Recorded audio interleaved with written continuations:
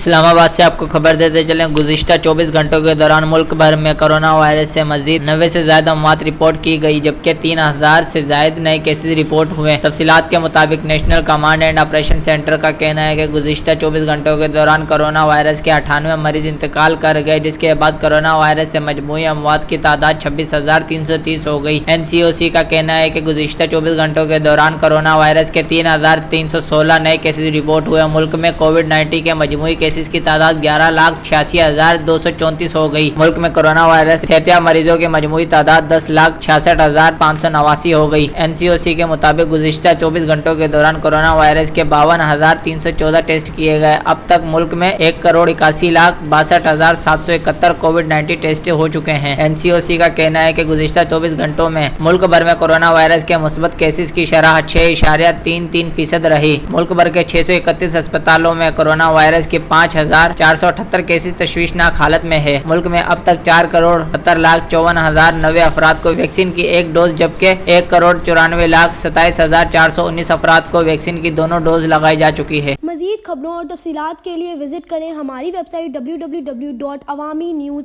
hd.com۔